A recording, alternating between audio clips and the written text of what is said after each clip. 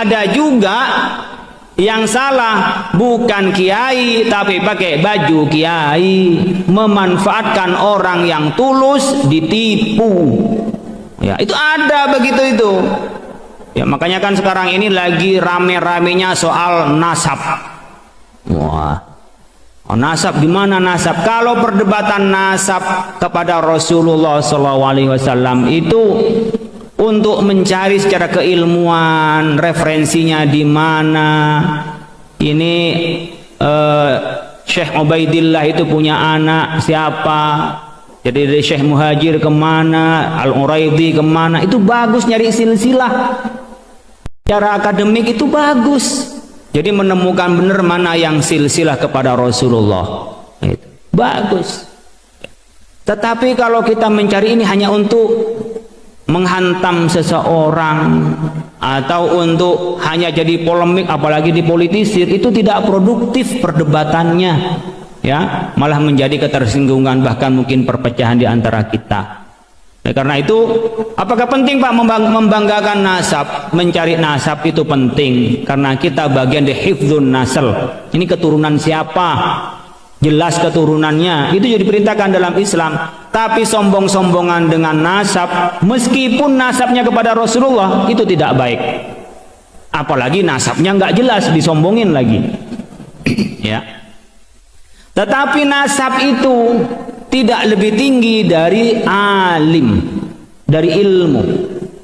Yang lebih tinggi adalah ilmunya. Syukur-syukur habaib itu sudah keturunan Nabi, juga berilmu, maka dua-duanya. Tapi kalau harus dipisahkan antara ilmu dan keturunan Nabi, mana yang lebih tinggi Pak? Ilmu. Maka disebut wa annal anbiya lam yuwarrisu dinaran wala dirhaman walakin warasu al-ilma faman akhadahu faqad akhadha bihadzin wafirin. Al-ulama warasatul anbiya. Ulama yang jadi pewaris. Di ketepatan ulama keturunan Nabi ya bagus, tapi ada keturunan Nabi menurut pandangan saya. Kemudian ada ulama keturunan Nabi tidak baik, tidak berilmu. Kemudian ada ulama orang biasa berilmu. Mana lebih mulia Pak? Berilmu. Mohon maaf, saya akan sampaikan ini karena ini yang saya yakini dan yang saya pelajari. Faqad akhadha bihadzin wafirin. Dia sudah ngambil bagian dari Nabi sebagai keturunan, iya. Tapi yang lebih banyak kalau mengambil ilmu dari Nabi. Itu anbiya, bukan hanya pada Nabi Muhammad. Artinya kita nanti dekat kepada orang-orang yang kita cintai kalau imannya dan amalnya sama. Bukan karena keturunan. Nabi tidak pernah menjamin karena keturunannya itu pasti dapat syafaatnya. Yang saya tahu tidak. Kalau memang dia tidak beriman, nggak bisa. Ketika Abu Lahab itu ditalkin oleh Nabi apa?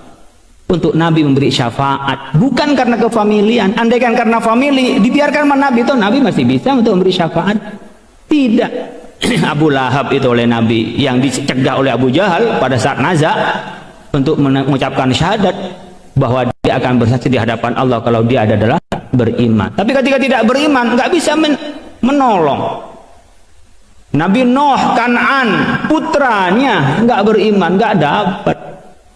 Makanya kita jangan kebawa dengan nasab. Menghormati Habib penting sebagai cucu Rasulullah. Iya. Wong kita anaknya guru aja yang ngajarin kita hormati, apalagi Nabi Muhammad yang bawa risalah. Tapi tidak berarti keturunan lebih tinggi daripada ilmu dan amal, enggak. Karena disebut illal ladina amanu wa amilus solihat wa tawasaw bil haqqi tawasaw bis sabr. Jadi itu semua la fi khusrin, semuanya kecuali orang beriman dan beramal soleh. Kemudian disebutkan juga wa ma kana Muhammadun aba ahadim min rijalikum walakin Rasulullah wa khataman nabi. Jadi tidak bisa masuk karena keturunan itu menjadi prioritas di dalam keimanan kita. Tidak, yang prioritas dalam kita adalah iman dan amal. Tapi kita ini jangankan kepada cucu Rasulullah, kepada orang lain kita menghormati.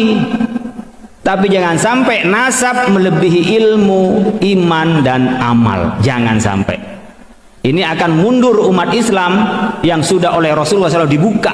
Ayo umat Islam berjibab, ayo umat Islam belajar, ayo. Nah tiba-tiba kita semua runtuh di depan nasab, habis. Karena nasab itu nggak bisa milih.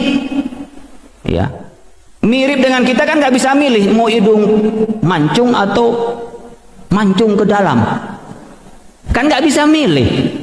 Saya lahir di Madura, kan nggak bisa milih saya lahir di Mekah. Nggak bisa. Jadi seakan-akan kita nggak bisa upaya untuk dekat kepada Allah. Allah memberikan ruang untuk dekat kepada Allah dengan apa? Dengan ilmu, iman, dan amal soleh. Menurut saya perdebatan nasab itu soal saya nasabnya kepada siapa, dicari masing-masing iya.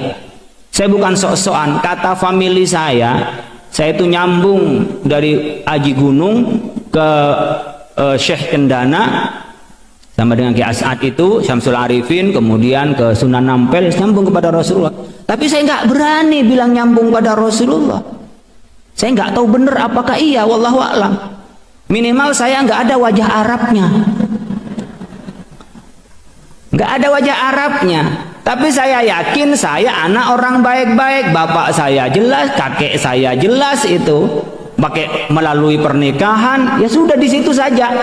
Kalau ketepatan ada dari nasab kita yang baik, bukan buat bangga-banggaan, tapi buat malu. Malu kalau kita berbuat buruk dari keturunan orang yang baik-baik.